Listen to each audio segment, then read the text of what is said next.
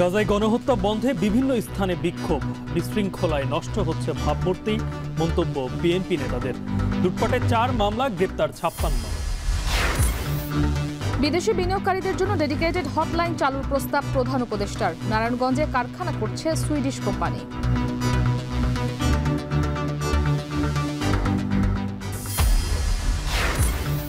Rohingya প্রত্যাবাসন Arakan আর্মির সর্বোচ্চ অগ্রাধিকার, জানালেন প্রধান উপদেষ্টার প্রতিনিধি।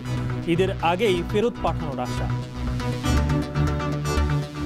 আরাকানের যারা বাস্তবে এখন অথরিটি, আন্তর্জাতিক সংস্থাগুলো এবং আমাদের যারা বন্ধু দেশগুলো আছেন, তাদের সবার সঙ্গে মিলে আমরা এই কাজটি করব।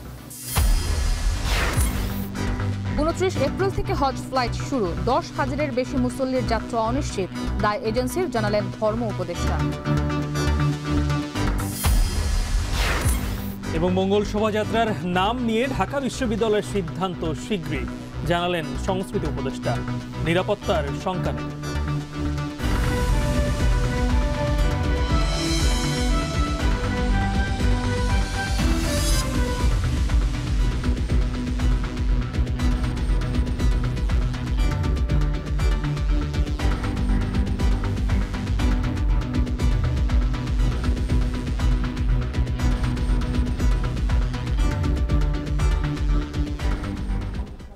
স্বাগত শান্ত বাজারে। পুরো আয়োজন জুড়ে আপনাদের সাথে আছি আমরা দুজন, আমি ইসরাত মুক্তি, আমি গালিব ইবনে রিয়াজ।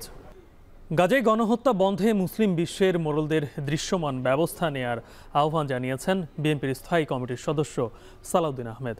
বলেন, গণহত্যা বন্ধ না হওয়া পর্যন্ত প্রতিবাদ জানাবে বিএনপি। তবে প্রতিবাদের নামে দেশে কেউ যেন অরাজকতা সৃষ্টি করতে না পারে, সে ব্যাপারে সরকারকে কঠোর হওয়ার আহ্বান জানান তিনি। এ সময় ছাত্রদল সভাপতি বলেন, ইসরায়েলকে ঘৃণা ভরে প্রত্যাখ্যান করেছে সংগঠনটি। আরও জানাচ্ছেন সিফাত শাহরিয়ার। গাজা ও রাফায় চলমান গণহত্যার প্রতিবাদে পূর্ব নির্ধারিত কর্মসূচি। মঙ্গলবার সকাল থেকে রাজু ভাস্কর্যমুখী ছাত্রদলের নেতাকর্মীদের মিছিল। দুপুরে পরিপূর্ণ হয়ে ওঠে পুরো প্রাঙ্গণ। মুসলিমদের পক্ষে শুরু হয় প্রতিবাদী স্লোগান। হাতে দেশের জাতীয় পতাকার পাশাপাশি ছিল ফিলিস্তিনের পতাকাও। কণ্ঠে ইসরায়েলের প্রতি তীব্র নিন্দা। তাদের চাওয়া দ্রুত বন্ধ করা হোক বর্বরোচিত গণহত্যা। ফিলিস্তিনের যে ইস্যুটা তো নির্দিষ্ট কোনো ভূখণ্ডের সংকট নয়, এই সংকটটা গোটা বিশ্বের সংকট। এই সভ্য বিশ্বের যে মানবিকতা, আজকে সেই মানবিকতার সামনে একটা বিশাল প্রশ্নমূলক চিহ্ন দাঁড়িয়ে আছে। জাতিসংঘ সহ যারা বিশ্ব নেতারা নিশ্চুপ রয়েছে, আমরা খুবই হতাশ হয়েছি। আশা করি খুব দ্রুত সময়ের মধ্যে একটা পদক্ষেপ নেবে। আমরা চাই ইসরায়েলের এই বর্বরতা এগুলো বন্ধ হোক। ঈদুল ফিতরের পরে তাদের যে বর্বর হামলা, তারই প্রতিবাদে বাংলাদেশ জাতীয়তাবাদী ছাত্রদল এই বিক্ষোভ সমাবেশের আয়োজন করেছে। উপস্থিত ছাত্রদলের কেন্দ্রীয় নেতারা শুরুতে প্রতিবাদ জানিয়ে সকলকে ঐক্যবদ্ধভাবে গাজার পক্ষে থাকার আহ্বান জানান।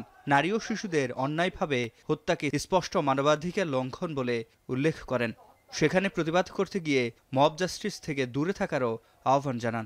দখলদার ইসরায়েলের এই আগ্রাসী গণহত্যাকে ছাত্রদল ঘৃণা ভরে প্রত্যাখ্যান করছে, ঘৃণা জানাচ্ছে। আমাদের নিন্দা জানানোর কোনো ভাষা নেই।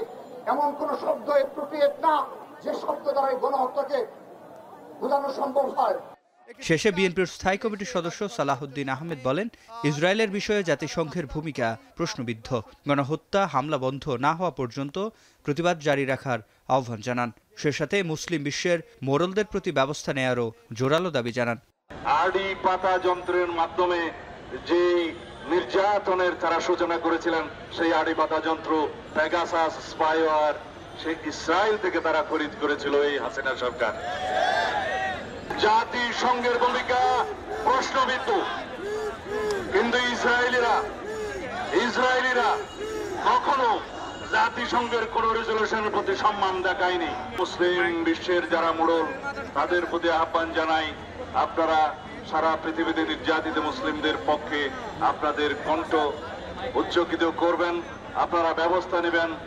বলেন, ইসরায়েলের পণ্য বর্জন করব, কিন্তু কারো ব্যবসায়িক প্রতিষ্ঠানে হামলা নয়।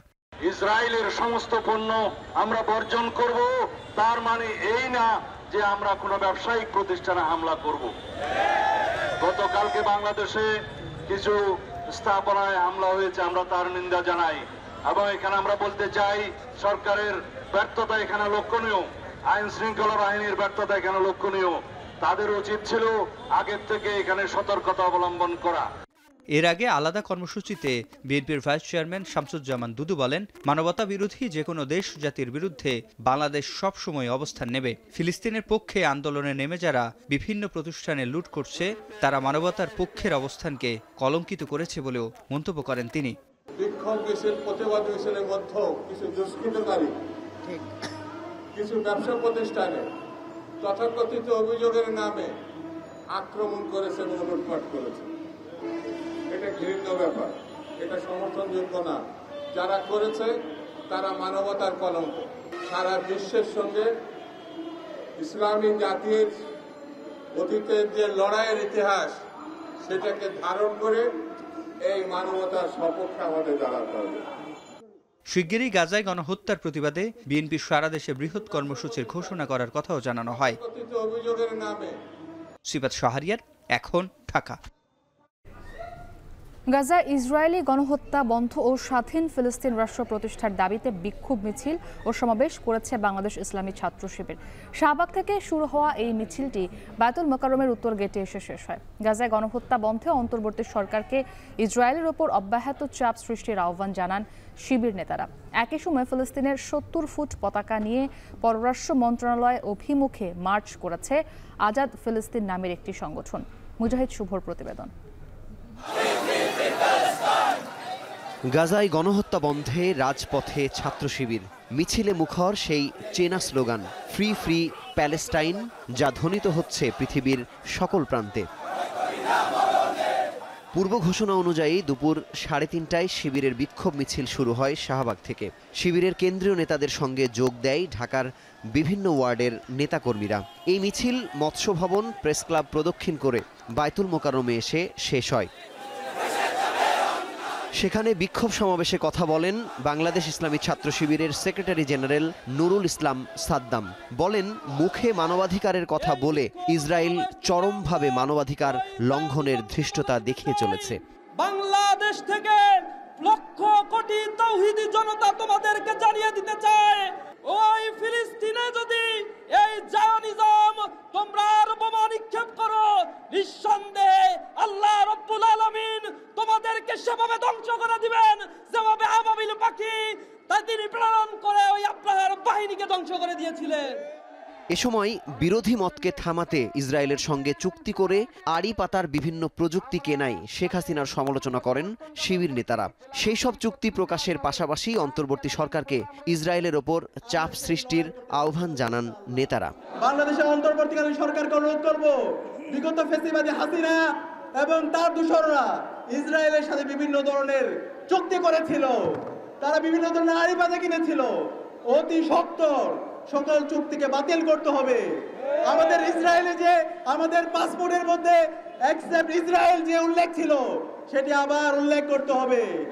গাজায় গণহত্যা বন্ধ না হওয়া পর্যন্ত আন্দোলন চালিয়ে যাবার ঘোষণা দিয়ে বুধবার সারা দেশের ভবনের ছাদে ফিলিস্তিনের পতাকা উড্ডয়ন কর্মসূচি ও বৃহস্পতিবার বিদেশি দূতাবাসগুলোতে স্মারকলিপি পাঠানোর কথা জানিয়েছে বাংলাদেশ ইসলামী ছাত্র শিবির। মুসলিম বিশ্বের নেতৃবৃন্দকে আমরা বিশ্বের আন্তর্জাতিক হিউম্যানিটারিয়ান সংস্থাগুলোকে ধিক্কার জানাই, আপনারা ব্যর্থ হয়েছেন পৃথিবীর মানবাধিকার প্রতিষ্ঠা করতে। আগামীতে পুরা পৃথিবীবাসীকে নিয়ে এই বয়কট এবং ফিলিস্তিনের এই বয়কট এবং ইসরায়েলের বিরুদ্ধে আমাদের আন্দোলন অব্যাহত থাকবে ইনশাআল্লাহ। এদিকে ৭০ ফুট ফিলিস্তিনি পতাকা নিয়ে রাজু ভাস্কর্য থেকে পররাষ্ট্র মন্ত্রণালয়ের অভিমুখে মার্চ করেছে আজাদ ফিলিস্তিন নামে একটি সংগঠন। মুজাহিদ শুভ, এখন ঢাকা। বাটা কেএফসি সহ বেশ কয়েকটি প্রতিষ্ঠানে হামলা ও ভাঙচুরের ঘটনায় এখন পর্যন্ত 4টি মামলা হয়েছে। 56 জনকে গ্রেপ্তার করেছে পুলিশ। সিসিটিভির ফুটেজ, ছবি ও ভিডিও দেখে হামলাকারীদের শনাক্ত করে আইনের আওতায় নেওয়া হয়। হামলা ও লুটপাটে জড়িত বাকিদেরও আটকের চেষ্টা চলছে বলে জানিয়েছেন পুলিশ। এই সহিংসতা ও ধ্বংসযজ্ঞের জন্য দায়ী সবাইকে গ্রেপ্তার না করা পর্যন্ত এই অভিযান অব্যাহত থাকবে বলে জানিয়েছে প্রধান উপদেষ্টার প্রেস উইং। সহকর্মীদের পাঠানো তথ্য ছবিতে বিস্তারিত।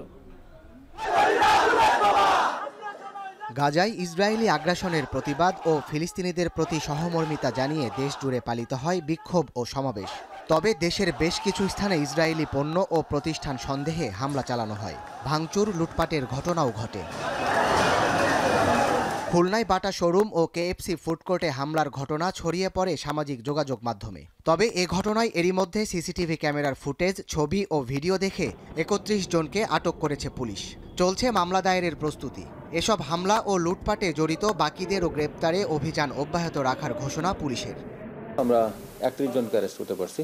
আরও যারা বাকি আছে এই লুটপাটে অংশগ্রহণ করছে তাদেরকে আমরা ছবি ধরে ধরে ভিডিও, স্টিল ছবি এবং ছবির বাইরে যারা আছে, অনেকে ছবির বাইরে আছে, তাদেরকেও আমরা শনাক্ত করতেছি এবং তারা শীঘ্রই অ্যারেস্ট হয়ে যাবে। সিলেটেও গতকাল বিক্ষোভ মিছিল শেষে ইসরায়েলি পণ্য আখ্যা দিয়ে কেএফসি ও বাটার শোরুমে হামলা ও ভাঙচুর করে বিক্ষুব্ধ জনতা। পরে রাতভর সাঁড়াশি অভিযানে এসব হামলায় জড়িত ১৪ জনকে আটক করে পুলিশ। আটককৃতদের প্রাথমিক জিজ্ঞাসাবাদ শেষে দুপুরের পর আদালতে নেয়ার কথা রয়েছে।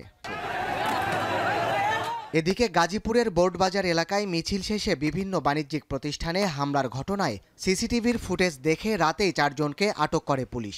পরে এক দোকানির করা মামলায় তাদের গ্রেপ্তার দেখিয়ে আসামিদের সকালে আদালতে পাঠানো হয়। যারা দুষ্কৃতিকারী হিসেবে বিভিন্ন জায়গায় আক্রমণ চালাচ্ছিল তাদেরকে ছত্রভঙ্গ করে পরবর্তীতে ঘটনাস্থল থেকে সিসিটিভি ফুটেজ সংগ্রহ করে বাংলাদেশ সেনাবাহিনীর টিম এবং গাছা থানা টিম যৌথ অভিযান পরিচালনা করে এই ঘটনার সাথে সম্পৃক্ত ৪ জনকে গ্রেফতার করেছে। এদিকে প্রধান উপদেষ্টার প্রেস উইং থেকে পাঠানো এক বিবৃতিতে বলা হয়, সোমবার বেশ কয়েকটি শহরে গাজায় সহিংসতার প্রতিবাদে বিক্ষোভের সময় সংঘটিত সহিংস ও বেআইনি ঘটনার বিরুদ্ধে বাংলাদেশ পুলিশ দ্রুত পদক্ষেপ নিয়েছে। এই সহিংসতা ও ধ্বংসযজ্ঞের জন্য দায়ী সবাইকে গ্রেপ্তার না করা পর্যন্ত এই অভিযান অব্যাহত থাকবে। যারা সমাজের শান্তি ও স্থিতিশীলতা নষ্ট করতে চায় তাদের জবাবদিহি করা হবে। সাদাত শাহেদ, এখন। চীন ও দক্ষিণ কোরিয়ার বিনিয়োগকারীরা বাংলাদেশে বিনিয়োগ করতে প্রস্তুত। মঙ্গলবার প্রধান উপদেষ্টার সঙ্গে বৈঠকে বিনিয়োগ বান্ধব পরিবেশ সৃষ্টিতে সরকারের প্রচেষ্টাকে স্বাগত জানায় তারা। এ সময় বিদেশি বিনিয়োগকারীদের জন্য একটি ডেডিকেটেড হটলাইন এবং কল সেন্টার সেবা স্থাপন করার প্রস্তাব দেন প্রধান উপদেষ্টা। নাইম আবির জানাবেন বিস্তারিত। বিনিয়োগ সম্মেলনে অংশ নিতে ঢাকা এসেছেন দক্ষিণ কোরিয়া, চীন ও যুক্তরাষ্ট্রের বিনিয়োগকারীরা। গত সোমবার তারা চট্টগ্রাম অর্থনৈতিক অঞ্চল পরিদর্শন করেছেন। মঙ্গলবার তারা সৌজন্য সাক্ষাৎ করেন প্রধান উপদেষ্টার সঙ্গে। এ সময় বিদেশি বিনিয়োগ আনতে অন্তর্বর্তী সরকারের প্রচেষ্টাকে স্বাগত জানানো হয়। এ সময় তারা জানায়, দক্ষিণ কোরিয়ার বিনিয়োগকারীরা বাংলাদেশে বিনিয়োগ করতে প্রস্তুত। অধ্যাপক ইউনুস বাংলাদেশের ব্যবসায়িক পরিবেশ উন্নত করার লক্ষ্যে সংস্কারের প্রতি সরকারের প্রতিশ্রুতিগুলো এ সময় তাদের সামনে তুলে ধরেন। শ্রম, শিল্প, জ্বালানি এবং বিনিয়োগ নীতিতে উল্লেখযোগ্য পরিবর্তনের পরিকল্পনার কথাও জানান তিনি। এরপর প্রধান উপদেষ্টা বৈঠক করেন চীনা ব্যবসায়ীদের সঙ্গে। সেখানে তিনি বলেন, আগে বিদেশি বিনিয়োগের জন্য এমন অনুকূল পরিবেশ ছিল না। গত ৮ মাস ধরে বাংলাদেশে বিনিয়োগ আরও সহজ করবার লক্ষ্যে কাজ করছে তার সরকার। এ সময় প্রধান উপদেষ্টা কোরিয়ান ও চীনা বিনিয়োগকারীদের জন্য একটি প্রাতরাশ মিটিং আয়োজনের ঘোষণা দেন। তিনি বিদেশি বিনিয়োগকারীদের জন্য একটি ডেডিকেটেড হটলাইন ও কল সেন্টার সেবা স্থাপনের প্রস্তাবও দেন। বৈঠকে বিডার নির্বাহী চেয়ারম্যান চৌধুরী আশিক মাহমুদ বিন হারুন ও এসডিজি সমন্বয়কারী লামিয়া মোর্শেদও অংশ নেন। তারাও বাংলাদেশে বিদেশি বিনিয়োগ সহজ করতে সরকারের প্রতিশ্রুতির কথা তুলে ধরেন। নাইম আবির, এখন, ঢাকা। এদিকে বাংলাদেশে বিনিয়োগ সম্মেলনের দ্বিতীয় দিনে নারায়ণগঞ্জের বিশেষ অর্থনৈতিক অঞ্চল পরিদর্শন করেছে ৩৬ সদস্যের বিনিয়োগকারী দল। পরিদর্শন শেষে বিনিয়োগে আগ্রহের কথা তুলে ধরেন তারা। এছাড়া ১০,০০০ বর্গফুটের একটি প্লট নেয়ার বিষয়ে বেজার সাথে চুক্তি করে সুইডিশ কোম্পানি নিলর্ন। এখন পর্যন্ত এই অর্থনৈতিক অঞ্চলে $২০০ মিলিয়ন বিনিয়োগ এসেছে, যা সম্মেলনের পর আরও বাড়বে বলে জানান প্রধান উপদেষ্টার উপপ্রেস সচিব। আরও জানাচ্ছেন মুনাফ রশিদ। গত এক দশকে প্রায় ১০০টি অর্থনৈতিক অঞ্চলের মধ্যে ৯৭টি অনুমোদন দেয়া হয়। এর মধ্যে ৬৮টি গড়ে তোলার কথা সরকারের, বাকিগুলো বেসরকারি খাতের। ২০৪১ সালের মধ্যে এগুলো গড়ে তোলার প্রাথমিক সময়সীমা নির্ধারণ করা হলেও গেল এক দশকে মাত্র ১০টি অর্থনৈতিক অঞ্চল পুরোপুরিভাবে চালু হয়েছে। গণঅভ্যুত্থানের মাধ্যমে স্বৈরশাসকের পতনের পর এসব অঞ্চলগুলো নিয়ে তৈরি হয় সংশয়। সে সংশয় দূর করতে এগিয়ে আসে বাংলাদেশ বিনিয়োগ উন্নয়ন কর্তৃপক্ষ বা বিডা। সরাসরি বৈদেশিক বিনিয়োগ বাড়াতে দেশে প্রথমবারের মতো আয়োজন করা হয় বিনিয়োগ সম্মেলন। পাশাপাশি বিনিয়োগকারীদের নিয়ে পরিদর্শন করা হয় বিশেষ অর্থনৈতিক অঞ্চল। সম্মেলনের দ্বিতীয় দিনে চীন, যুক্তরাষ্ট্র সহ বিভিন্ন দেশের ৩৬ সদস্যের একটি বিনিয়োগকারী দল নারায়ণগঞ্জের বিশেষ অর্থনৈতিক অঞ্চল পরিদর্শন করে, যেখানে বিনিয়োগে আগ্রহ দেখিয়ে ১০,০০০ বর্গফুটের একটি প্লট নেয়ার বিষয়ে বেজার সাথে চুক্তি করে সুইডিশ কোম্পানি নিলর্ন। সেখানে যে ফ্যাক্টরিটা আমরা করতে যাচ্ছি, সেখানে আমরা এই গার্মেন্টস অ্যাক্সেসরিজের ফ্রেমিংসটাকে ফুলি প্রডিউস করার চিন্তা ভাবনা করছি। আরও নতুন নতুন কিছু প্রোডাকশন ফ্যাসিলিটিস ইন্ট্রোডিউস করার জন্য এখানে আমরা আসার চেষ্টা করছি। যে পরিমাণ স্পেস নিয়ে আমরা শুরু করছি, এটাতে অ্যাটলিস্ট আপনার 11 মিলিয়ন থেকে 13-14 মিলিয়ন পর্যন্ত যাওয়া সম্ভব হবে। এই অর্থনৈতিক অঞ্চল ও এখানে অবস্থিত একটি মাত্র কারখানা পরিদর্শন শেষে অভিজ্ঞতার কথা জানান বিদেশি বিনিয়োগকারীরা, যেখানে আছেন বাংলাদেশি বংশোদ্ভূত প্রবাসী বিনিয়োগকারীরাও। আমরা যারা প্রবাসীরা আছি, আমরা বাংলাদেশে ইনভেস্ট আমরা করছি, এবং এখানে আমি যেটা দেখলাম যে এখানে যে কাজগুলো হচ্ছে, এখানে খুব ইমপ্রেসিভ কাজ হচ্ছে, এবং আমরা এখানে আরো পার্টিসিপেট করতে চাই। Hopefully we can onboard a good amount of investment from this summit, and আমি এই ক্ষেত্রে তো খুবই আশাবাদী এবং I am pretty much optimistic. বিনিয়োগকারীদের নিয়ে ২ ঘন্টা পরিদর্শন শেষে প্রধান উপদেষ্টার প্রেস সচিব জানান, এখন পর্যন্ত এই বিশেষ অর্থনৈতিক অঞ্চলে $200 মিলিয়ন বিনিয়োগ এসেছে, আর বিনিয়োগ সম্মেলনের পর এ পরিমাণ আরও বাড়বে। ইকোনমিক জোনটা যখন সম্পন্ন হবে, আমরা আরও বেশি করে আশা করি যে এখানে বিনিয়োগ আসবে। ইতিমধ্যে যে বিনিয়োগ চুক্তিগুলো হয়েছে, এটা 2024 সালে কাজ শুরু করার পরে এর মধ্যে কিন্তু এখানে $200 মিলিয়ন মতো বিনিয়োগ এখানে এসেছে। আরও অনেক বিনিয়োগ এখানে প্রক্রিয়াধীন আছে। আমরা মনে করি যে বাংলাদেশে বিনিয়োগের ক্ষেত্রে এই ইকোনমিক জোনটা একটা সময় একটা মাইল ফলক হিসেবে দাঁড়িয়ে যাবে। বিএসইজেডে এখন পর্যন্ত 9টি কোম্পানির সাথে চুক্তি হয়েছে, যার মধ্যে একটি কারখানা চালু হয়েছে। নারায়ণগঞ্জের 1000 একরের এই স্পেশাল ইকোনমিক জোনে 36,000 স্কোয়ার ফিটের মাত্র একটি কারখানা রয়েছে, বাকি জমিগুলো ফাঁকা পড়ে রয়েছে। বাংলাদেশে এমন প্রায় 100টি অর্থনৈতিক অঞ্চল রয়েছে যেখানে এমন অনেক জমি ফাঁকা পড়ে রয়েছে গেল কয়েক বছর ধরে, যেখানে বিনিয়োগ দেখা যায়নি। অবকাঠামোগত, বিদ্যুৎ, জ্বালানির সমস্যা সবসময় লেগেই রয়েছে। বিডা বলছে 100টি নয়, এখন 5 থেকে 10টি অর্থনৈতিক অঞ্চল গড়ে তোলা হবে, যেখানে সব ধরনের সুযোগ সুবিধা পর্যাপ্ত পরিমাণ থাকবে। সে লক্ষ্যেই বিনিয়োগকারীদেরকে অর্থনৈতিক অঞ্চলগুলো ঘুরে দেখাচ্ছেন। মুন্নাফ রশিদ, এখন, ঢাকা। এবারে জানাবো ঈদের ছুটি কাটিয়ে কর্মস্থলে ফেরার খবর।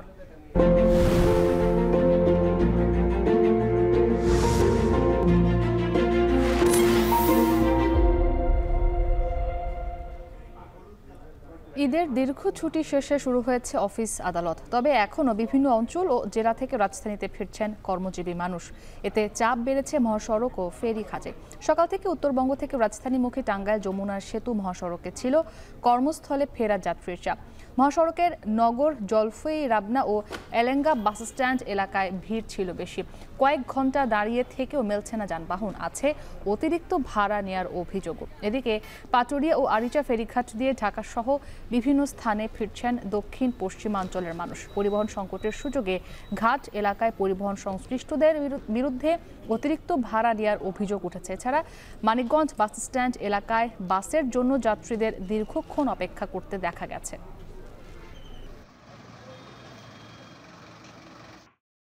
আধা ঘন্টা ধরে দাঁড়িয়ে হয়েছি, গাড়ি ঘোড়া পাইতেছি না, ভাড়া যাও বেশি যাইতেছে। মানিকগঞ্জ থেকে ছাপার যাবো, ডাইরেক্ট বাস পাচ্ছি না, লোকাল বাস। ভাড়া বেশি চাইতেছে, এখন বাচ্চা নিয়ে ভোগান দিতে পড়ছি। হাউস বিল্ডিং নামো গাড়ি পাচ্ছি না, আর ভাড়া চাইতেছে 3 গুণ। হাজারো প্রতিকূলতার মাঝে বিশ্বের সর্বাধুনিক প্রযুক্তি আর আন্তরিক সেবা নিয়ে আমরা তৈরি। বিআরবি হসপিটালস লিমিটেড, কাঙ্ক্ষিত সেবার ঠিকানা। রোহিঙ্গা প্রত্যাবাসনে সামরিক জান্তা ও আরাকান আর্মির সঙ্গে যোগাযোগ রাখছে সরকার। তাদের ফিরিয়ে নিতে সর্বোচ্চ অগ্রাধিকার দিচ্ছে আরাকান আর্মি। বিকেলে ফরেন সার্ভিস একাডেমিতে প্রেস ব্রিফিংয়ে কথা জানান প্রধান উপদেষ্টার রোহিঙ্গা বিষয়ক high representative doctor Khalilur Rahman. তিনি বলেন, আগামী ঈদের আগেই রোহিঙ্গা প্রত্যাবাসনে আশাবাদী সরকার। আরও জানাচ্ছেন হাসিব বিল্লাহ। মিয়ানমারে দমন-পীড়নের শিকার হয়ে বিভিন্ন সময়ে কক্সবাজারের রুখিয়া ও টেকনাফের ৩৩টি শিবিরে আশ্রয় নিয়েছে প্রায় ১২.৫ লাখ রোহিঙ্গা। গত ৮ বছরে তাদের কাউকে নিজ দেশে ফেরত পাঠানো যায়নি। অন্তর্বর্তী সরকার দায়িত্ব নেওয়ার পর ফের রোহিঙ্গা প্রত্যাবাসন নিয়ে শুরু হয় আলোচনা। সম্প্রতি থাইল্যান্ডে অনুষ্ঠিত বিমস্টেক সম্মেলনের ফাঁকে দেশটির জান্তা সরকার জানায়, কক্সবাজারে আশ্রয় নেওয়া রোহিঙ্গাদের মধ্যে ১,৮০,০০০ জনকে ফেরত নেওয়ার জন্য শনাক্ত করা হয়েছে। মঙ্গলবার বিমস্টেক সম্মেলন পরবর্তী সংবাদ সম্মেলনে প্রধান উপদেষ্টার রোহিঙ্গা বিষয়ক high representative doctor Khalilur Rahman বলেন, সামরিক জান্তা ও আরাকান আর্মি উভয় পক্ষের সঙ্গে যোগাযোগ রাখছে সরকার। আগামী ঈদের আগে রোহিঙ্গা প্রত্যাবাসনে সরকার আশাবাদী। ফিরিয়ে নিয়ে যাওয়ার জন্য যেই প্রক্রিয়া, সেটা নিয়ে আমরা আলোচনা করেছি আরাকান আর্মির সাথে। তাদের ঘোষিত যে পজিশন সেটা হচ্ছে তারা রোহিঙ্গাদেরকে ফিরিয়ে নিয়ে যাওয়া, এটা তাদের একটা প্রিন্সিপাল পজিশন। তারা এটা প্রকাশ্যে সেপ্টেম্বরে বলেছেন গত বছরে। আমাদের সঙ্গে আলাপ আলোচনার সময় তারা এটা পুনর্ব্যক্ত করেছেন এবং আমাদের যারা বন্ধু দেশগুলো আছেন তাদের সবার সঙ্গে মিলে আমরা এই কাজটি করব। জাতিসংঘের মানবিক সহায়তায় যুদ্ধবিরতি হলে তখনই রোহিঙ্গা প্রত্যাবাসন সম্ভব বলেও জানান তিনি। এই প্রথম একটা অ্যাগ্রিড সংখ্যা আমরা পেলাম, আমাদের একটা ভিত্তি হলো। এখন কথা হচ্ছে, আপনি তো একটা জনগোষ্ঠীকে আগুনের মধ্যে ঠেলে দিতে পারেন না, তার নিরাপত্তা আপনাকে দেখতে হবে। এবং সেইখানে গিয়ে তারা তাদের জীবনযাত্রা যাতে শুরু করতে পারেন, তার একটা এনেবলিং এনভায়রনমেন্ট, এটা আমাদের নিশ্চিত করার ব্যাপারে কাজ করতে হবে। এটা আমরা একা পারবো না, সবার সঙ্গে আলাপ করে করতে হবে। যত দ্রুত সম্ভব আমরা চেষ্টা করছি সেখানকার হিউম্যানিটেরিয়ান সিচুয়েশন যাতে আমরা কিছুটা হলেও নিরসন করতে পারি। সেজন্য দরকার হচ্ছে দুপক্ষের, বিবদমান দুই পক্ষের আপনার যুদ্ধের বিরতি। আগামী 2 বছর বিমস্টেকের চেয়ারম্যান হিসাবে দায়িত্ব পালনের সময় জোটকে আরও কার্যকর করতে বাংলাদেশ কাজ করবে বলেও জানান তিনি। আগামী 2 বছর সংস্থাটির সভাপতি এবং সচিবালয় দুটোই ঢাকায় থাকবে। হাসিব বিল্লাহ, এখন ঢাকা। অব্যবস্থাপনার কারণে কেউ হজব্রত পালনে ব্যর্থ হলে এজেন্সির লাইসেন্স বাতিল সহ মামলা করা হবে বলে হুঁশিয়ারি দিয়েছেন ধর্ম উপদেষ্টা ডক্টর আ.ফ.ম. খালিদ হোসেন। বিকেলে সচিবালয়ে ব্রিফিংয়ে তিনি জানান, 29 এপ্রিল থেকে হজ ফ্লাইট শুরু হচ্ছে। বাড়ি ভাড়া ও পরিবহন চুক্তি না করায় এখনও অন্তত 11,000 মুসল্লির হজ যাত্রা নিয়ে শঙ্কা রয়েছে। আজহার লিমনের প্রতিবেদন।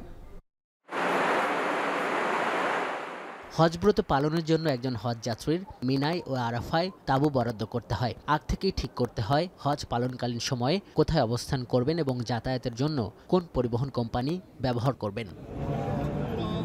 ব্যক্তি পর্যায়ে কঠিন এই কাজগুলোর জন্যই মূলত এজেন্সিগুলোর দ্বারস্থ হন হজযাত্রীরা। সৌদি কর্তৃপক্ষের প্রথম বিজ্ঞপ্তি ছিল হজ করতে পারার যোগ্যতা হিসেবে চলতি বছরের 14 ফেব্রুয়ারির মধ্যে এসব প্রক্রিয়া সম্পন্ন করতে হবে, যার প্রমাণপত্র দাখিল করতে হবে নুসুক মাসার নামে সৌদি সরকারের নির্ধারিত অ্যাপ বা ওয়েবসাইটে। কিন্তু নির্ধারিত ওই তারিখের মধ্যে এজেন্সিগুলো আবাসন ও পরিবহন সংক্রান্ত এসব চুক্তি সম্পন্ন করতে না পারায় দ্বিতীয় দফায় 25 মার্চ এবং তৃতীয় দফায় 3 এপ্রিল পর্যন্ত এর সময়সীমা বাড়ায় দেশটি। কিন্তু এমন সতর্কতার পরও বেসরকারিভাবে নিবন্ধিত প্রায় 82,000 হজ যাত্রীদের একটা উল্লেখযোগ্য সংখ্যক নিবন্ধন সম্পন্ন করতে পারেনি।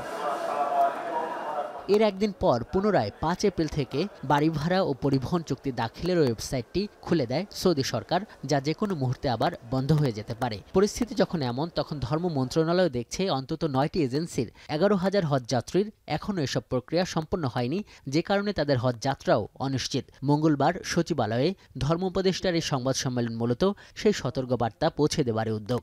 অনলাইন প্ল্যাটফর্মে বাড়ি ভাড়া রিকোয়েস্ট সাবমিট ও উক্ত রিকোয়েস্ট অনুমোদন না হওয়া পর্যন্ত সংশ্লিষ্ট হজযাত্রীর সৌদি গমনের ক্ষেত্রে আশঙ্কা থেকে যায়। হজযাত্রীদের প্রতি কতিপয় হজ এজেন্সির কমিটমেন্ট ও দায়বদ্ধতার অভাবে এখনও বেসরকারি মাধ্যমে 10,487 জন হজযাত্রীকে নিয়ে আমরা শঙ্কার মধ্যে আছি। আমরা আশা করছি তারা এখনও ওই সৌদির নুসুক মাসার অ্যাপসটা খোলা আছে। সরকারিভাবে বন্দর ঘোষণা থাকা সত্ত্বেও ওনারা এটা আস্তে আস্তে যাচ্ছেন, ধীরে ধীরে যাচ্ছেন, খোলা রাখছেন। এখনও রিকোয়েস্ট দিলে গ্রহণ করবে। তা আজকে রাতের ভিতরেও যদি ওনারা এগিয়ে আসেন, তাহলে আমাদের সুষ্ঠু হজ ব্যবস্থাপনার ক্ষেত্রে আর কোনো বাধা থাকবে না। বাস্তবতা হলো এজেন্সিগুলো হজ পালনের জন্য আগাম এসব খরচের অর্থ নিয়ে নেয় হজ যাত্রীদের কাছ থেকে এবং প্রতি বছর এই চিত্রই দেখা যায় যে এজেন্সিগুলো টাকা নিয়ে যথাযথ ব্যবস্থা না নেয় বিপাকে পড়েন হজ যাত্রীরা। ধর্ম উপদেষ্টার কাছে প্রশ্ন ছিল, এজেন্সিগুলোর এমন অপরাধের প্রেক্ষিতে আসলে তাদের বিরুদ্ধে কি ব্যবস্থা নেবার সুযোগ আছে? এজেন্সির অব্যবস্থাপনার কারণে, অবহেলার কারণে, মন্ত্রণালয়ের অর্ডার সৌদি সরকারের ডেডলাইন ক্যারি আউট না করার কারণে কোনো হাজি যদি হজে যেতে ব্যর্থ হন, তাহলে সে সমস্ত এজেন্সির বিরুদ্ধে আমরা আইনানুগ ব্যবস্থা নেব। আইনানুগ ব্যবস্থার মধ্যে আছে তাদের লাইসেন্স আমরা বাতিল করে দেব, তাদের যেটা জামানত আছে সেটা বাজেয়াপ্ত করব এবং তাদের বিরুদ্ধে ফৌজদারি মামলা আমরা দায়ের করব। এবারে সরকারিভাবে ৫,২০০ জন এবং বেসরকারিভাবে ৮১,৯০০ জন হজব্রত পালনের জন্য নিবন্ধন করেছেন। সরকারি হিসাবে সৌদিতে হজ ব্যবস্থাপনার জন্য বাংলাদেশে কাজ করে প্রায় ৭৫৩টি এজেন্সি। সৌদি সরকারের বাধ্যবাধকতার কারণে ৭০টি লিজ এজেন্সির মাধ্যমে এসব হজ যাত্রীদের ভিসা প্রসেসিং সহ প্রক্রিয়া সম্পন্ন হচ্ছে। আজহার লিমন, এখন, ঢাকা। পহেলা বৈশাখে মঙ্গল শোভাযাত্রা কি নামে হবে এ সিদ্ধান্ত নেবে ঢাকা বিশ্ববিদ্যালয়, আর তা জানা যাবে শীঘ্রই। দুপুরে সচিবালয়ে এ নিয়ে এক বৈঠক শেষে একথা জানান সংস্কৃতি বিষয়ক উপদেষ্টা মোস্তফা সরোয়ার ফারুকী। বৈশাখ উদযাপন এবার আগের তুলনায় অনেক অংশগ্রহণমূলক হবে বলে জানান তিনি। আর স্বরাষ্ট্র উপদেষ্টা জানিয়েছেন, বৈশাখ ঘিরে এবার কোনো নিরাপত্তার শঙ্কা নেই। আজহার লিমন জানাচ্ছেন বিস্তারিত। ছাত্র জনতার গণঅভ্যুত্থান পরবর্তী সময়ে বাংলা নববর্ষ কী করে উদযাপন করা হবে তা নিয়ে আলোচনা হচ্ছে বিভিন্ন মহলে। সরকারের পক্ষ থেকে বলা হচ্ছে, এবারের বর্ষবরণের আয়োজন হবে আরও ব্যাপক, আরও অংশগ্রহণমূলক। বাঙালির পাশাপাশি আরও ২৬ জাতিগোষ্ঠী ঢাকার পহেলা বৈশাখের আয়োজনে যোগ দেবেন, এটিও জানানো হয়েছে সংস্কৃতি মন্ত্রণালয়ের পক্ষ থেকে। পহেলা বৈশাখকে সামনে রেখে সচিবালয়ে বিভিন্ন মন্ত্রণালয়ের উপদেষ্টা সহ আইনশৃঙ্খলা রক্ষা বাহিনীর বিভিন্ন সংস্থার কর্মকর্তাদের নিয়ে এই বৈঠক মূলত সেই উদযাপনটি যাতে নির্বিঘ্নে করা যায় সে লক্ষ্যেই। এই বৈঠক থেকে বের হয়ে সংবাদ সম্মেলনে আসেন দুই উপদেষ্টা। শুরুতেই তারা বলেন, পহেলা বৈশাখে কোনো নিরাপত্তা ঝুঁকি নেই। ব্যাপকত অন্যান্য বছর থেকে এবার আরো অনেক বেশি হবে। এই জন্য আইন শৃঙ্খলা রক্ষার্থে আমাদের কি কি করণীয়, আমরা ওই সব ব্যাপারেই এখানে আলোচনা হয়েছে। এবং আপনাদেরকে আমি এনশিওর করতে পারি যে ওই সময় আমাদের আইন শৃঙ্খলা, আপনারা যেমন রোজার সময় দেখছেন, ওই সময় ঠিক এইভাবেই চলবে। কোনো ধরনের কোথাও কোনো ঘটনা যেন না ঘটে, ওই সম্পূর্ণ ব্যবস্থা আমরা নিব। মানুষেরকে আপনারা আশ্বস্ত করবেন, এখানে কোনো নিরাপত্তা কোনো বিঘ্নিত হতে যেন না পারে, সব ধরনের ব্যবস্থা নেওয়া হবে। উপস্থিত সংস্কৃত উপদেষ্টাকে প্রশ্ন করা হয় এবারের বর্ষবরণের আয়োজনের ভিন্নতা এবং শোভাযাত্রার নাম পরিবর্তন নিয়ে। নাম কি থাকছে এটা ঢাকা বিশ্ববিদ্যালয় বিভিন্ন স্টেক হোল্ডারের সঙ্গে আলোচনা করছেন, করে 10 তারিখে জানাবেন। আপনি এর উত্তরে বলেন তার মানে কি পরিবর্তন হচ্ছে? আমার কথা কিন্তু তা বলেন, আমার কথা বলে পরিবর্তন হবে কি হবে না এটা তারা জানাবে। সোমবার সিলেটে বাটা ও কেএফসির শোরুমে হামলা ও লুটপাটের বিষয়ে প্রশ্ন করেন সাংবাদিকরা। ওই ব্যাপারে যেহেতু ওইটা একটা যে ঘটনাটা ঘটছে ওইটা ঘটনা উচিত হয় নাই, আমরা এই পর্যন্ত কিন্তু 49 জন লোককে অ্যারেস্ট করা হয়েছে যারা এইটার সাথে জড়িত।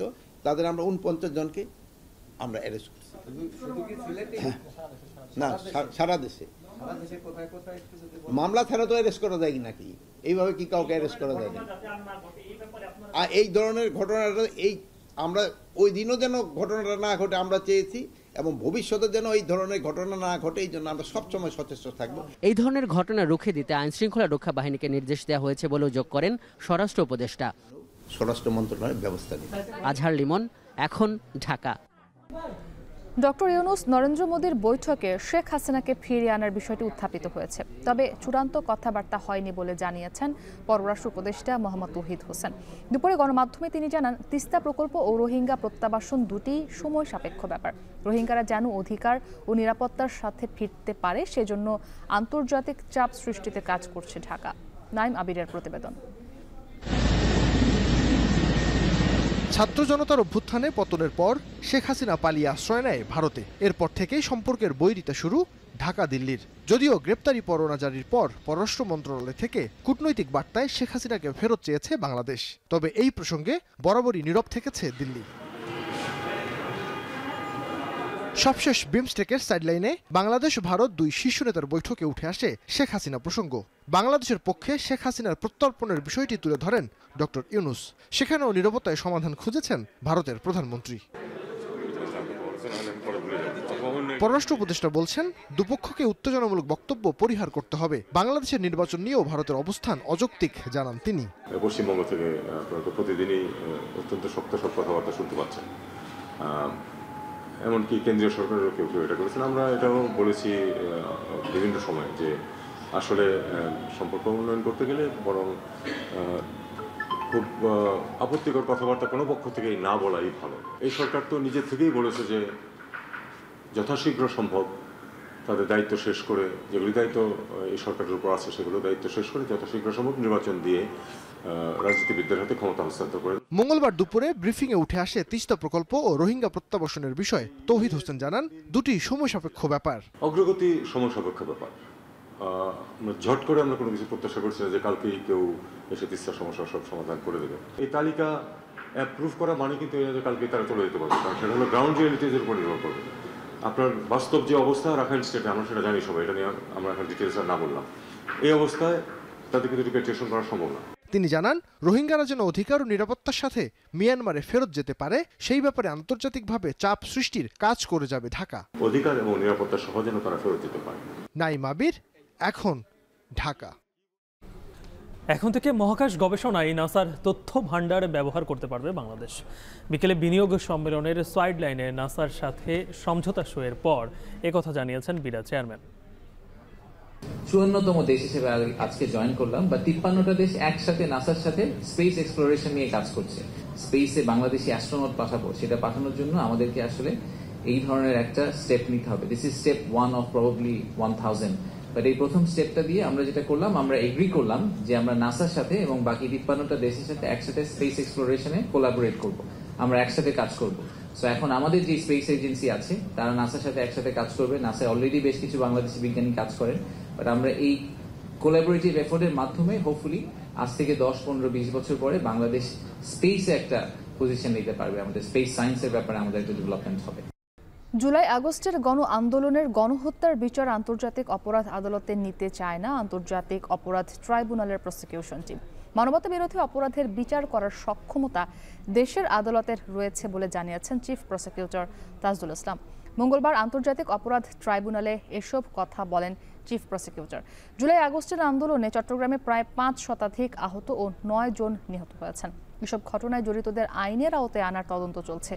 এই ঘটনার মামলায় রাউজানের সাবেক এমপি ফজলে করিম চৌধুরীকে 1 দিনের জন্য জিজ্ঞাসাবাদ করার অনুমতি দেওয়া হয়েছে। এছাড়া আশুলিয়ায় লাশ পোড়ানোর মামলায় পুলিশ সুপার আব্দুল্লাহ আল কাফি, অতিরিক্ত পুলিশ সুপার শাহিদুল ইসলাম ও পরিদর্শক আরাফাত হোসেনকে গ্রেপ্তার দেখানোর আবেদন মঞ্জুর করা হয়েছে। 15 এপ্রিল ট্রাইব্যুনালে হাজির করার নির্দেশ দেওয়া হয়েছে।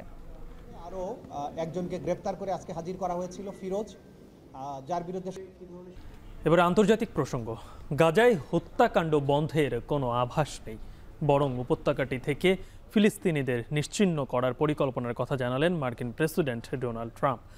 সোমবার রাতে যুক্তরাষ্ট্রের ওয়াশিংটন ডিসিতে ইসরায়েলি প্রধানমন্ত্রী বেনিয়ামিন নেতানিয়াহুর সঙ্গে বৈঠকের পর সাংবাদিকদের সঙ্গে কথা বলেন তিনি। এদিকে পরমাণু ইস্যুতে শনিবার ইরানের সঙ্গে বৈঠকের কথাও বলেন ট্রাম্প।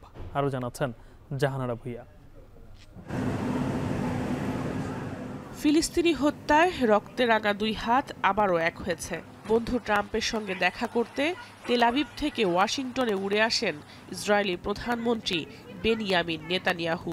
বৈঠক করেছেন গাজা ইস্যুতে। গাজাকে ফের নিয়ন্ত্রণে নেয়ার কথা বলেন মার্কিন প্রেসিডেন্ট ডোনাল্ড ট্রাম্প। ফিলিস্তিনিদের নিশ্চিহ্ন করে উপত্যকাটিকে নতুন আবাসভূমি করার নীল নকশায় বিভোর তিনি। A peace force like the United States there controlling and owning the Gaza Strip would be a good thing, because right now all it is for years and years all I hear about is killing and Hamas and problems. And if you take the people, the Palestinians, and move them around to different countries, and you have plenty of countries that will do that. ট্রাম্পের সঙ্গে সুর মিলিয়ে Israeli প্রধানমন্ত্রী Benjamin Netanyahu বলেন, পছন্দ মতো যে কোনো দেশে ফিলিস্তিনিরা চলে যেতে পারে। Gaza was the only place where they locked them in. We didn't lock them in. They were locked in. And what is wrong with giving people a choice?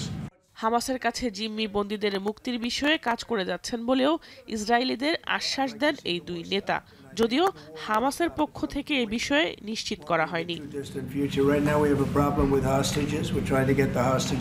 বৈঠকে পারমাণবিক কর্মসূচি নিয়ে ইরানের সঙ্গে যুক্তরাষ্ট্রের সরাসরি যোগাযোগ হচ্ছে বলেও দাবি ট্রাম্পের। এ বিষয়ে শনিবার তেহরানের উচ্চ পর্যায়ের প্রতিনিধির সঙ্গে বৈঠকে বসার কথা রয়েছে ওয়াশিংটনের। তবে কোথায় হবে এই বৈঠক, সাংবাদিকদের প্রশ্ন কৌশলে এড়িয়ে যান Trump. Between us and Iran, and that'll take place on Saturday, and it's at top level. তবে এই বৈঠক যদি সফল না হয় তবে ইরানের জন্য বড় বিপদ অপেক্ষা করছে বলে হুঁশিয়ারি দেন Trump. I think if the talks aren't successful with Iran, I think Iran is going to be in great danger. যদিও পরমাণু ইস্যুতে যুক্তরাষ্ট্রের সঙ্গে ইরানের সরাসরি যোগাযোগের বিষয়টি অস্বীকার করেছে তেহরান। ইরানের জ্যেষ্ঠ এক কর্মকর্তার বরাত দিয়ে রয়টার্স জানায়, ওমানের মধ্যস্থতায় যুক্তরাষ্ট্রের সঙ্গে আলোচনা হতে পারে। এদিকে গাজা ইস্যুতে ইসরায়েলের সঙ্গে ট্রাম্পের চাওয়া পাওয়ার মিল থাকলেও দ্বন্দ্ব দেখা দিয়েছে পারস্পরিক বাণিজ্য স্বার্থে। মূলত মার্কিন শুল্ক কমাতেই নেতানিয়াহুর এবারের যুক্তরাষ্ট্র সফর। যুক্তরাষ্ট্রকে তিনি বেশ কিছু বাণিজ্যিক সুবিধার প্রস্তাব দিলেও ইসরায়েলি পণ্যে 17% সম্পূরক শুল্ক কমানোর নিশ্চয়তা পাননি ট্রাম্পের কাছ থেকে। তাই ভারাক্রান্ত মনে স্থানীয় সময় মঙ্গলবার তেল আবিবে ফিরে যাচ্ছেন তিনি। জাহানারা ভুঁইয়া, এখন বিশ্ব। ঘরের মাঠে জিম্বাবুয়ের বিপক্ষে 2 ম্যাচ টেস্ট সিরিজের প্রথম ম্যাচের জন্য 15 সদস্যের দল ঘোষণা করেছে বাংলাদেশ ক্রিকেট বোর্ড। দলে ফিরেছেন মুশফিকুর রহিম। প্রথমবার দলে জায়গা পেয়েছেন পেসার তানজিম সাকিব। লিটন তাসকিনরা না থাকলেও জিম্বাবুয়ের বিপক্ষে দলকে এগিয়ে রাখছেন প্রধান নির্বাচক গাজী আশরাফ হোসেন লিপু। ওয়াসুল হক পান্থর প্রতিবেদন। ওই সঙ্গে আমাদের বেস্ট পসিবল লেভেল টিমকেই আমরা নিয়ে খেলার চেষ্টা করছি। সাদা পোশাকে প্রায় 4 মাসের বিরতি কাটিয়ে মাঠের ক্রিকেটে ফিরছে বাংলাদেশ দল। প্রতিপক্ষ অপেক্ষাকৃত দুর্বল জিম্বাবুয়ে হলেও খুব বেশি পরীক্ষা নিরীক্ষায় যায়নি বাংলাদেশ ক্রিকেট বোর্ড। দেশের পেস বোলিংয়ের পোস্টার বয় তাসকিন আহমেদকে দেয়া হয়েছে বিশ্রাম। স্থলাভিষিক্ত হয়েছেন রঙিন পোশাকের নিয়মিত মুখ তানজিম হাসান সাকিব। যদিও গেল প্রথম শ্রেণীর আসরে এক ম্যাচে সমান সংখ্যক উইকেট পেয়েছেন জুনিয়র সাকিব। অন্যদিকে বিগত সফরগুলোতে দলের সঙ্গে থাকা রেজাউর রহমান রাজা 4 ম্যাচে 20 উইকেট নিলেও সুযোগ হয়নি স্কোয়াডে। তানজিম সাকিব আমাদের পেস বোলিং ইউনিটে আমরা তাকে দেখতে পাবো। তিনি ইতিপূর্বে হোয়াইট বল ক্রিকেটে যথেষ্ট প্রতিশ্রুতি রেখেছে।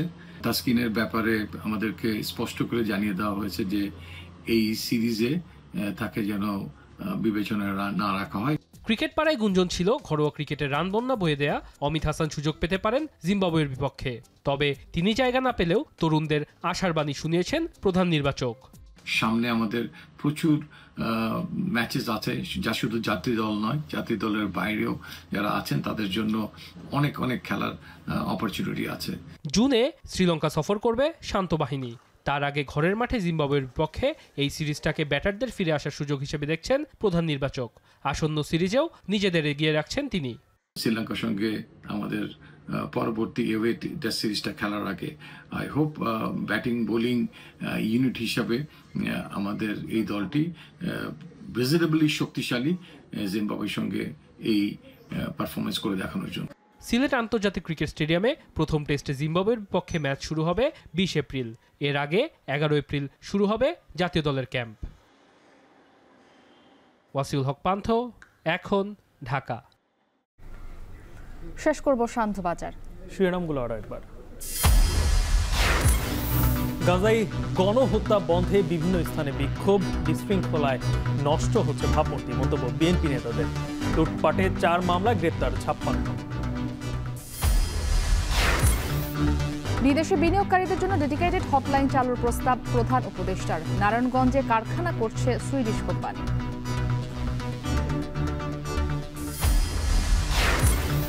রোহিঙ্গা প্রত্যাবাসন আরাকান আর্মির সর্বোচ্চ অগ্রাধিকার, জানালেন প্রধান উপদেষ্টার প্রতিনিধি। ঈদের আগেই ফেরত পাঠানোর আশা। আরাকানের যারা বাস্তবে এখন অথরিটি, আন্তর্জাতিক সংস্থাগুলো এবং আমাদের যারা বন্ধু দেশগুলো আছেন তাদের সবার সঙ্গে মিলে আমরা এই কাজটি করব। 29 এপ্রিল থেকে হজ ফ্লাইট শুরু, 10,000-এর বেশি মুসল্লির যাত্রা অনিশ্চিত, দায় এজেন্সির, জানালেন ধর্ম উপদেষ্টা। এবং মঙ্গল শোভাযাত্রার নাম নিয়ে ঢাকা বিশ্ববিদ্যালয়ের সিদ্ধান্ত শিগগিরই, জানালেন সংস্কৃতি উপদেষ্টা। নিরাপত্তার সংখ্যা নেই। এই ছিল সান্ধ্যবাজারের আয়োজনে। এখন টেলিভিশন ওয়েবসাইটে দেখতে ভিজিট করুন এখন.tv। ফেসবুকে চোখ রাখুন facebook.com/tv.এখন, আর ইউটিউবে লাইভ দেখতে ভিজিট করুন youtube.com/3/এখন TV।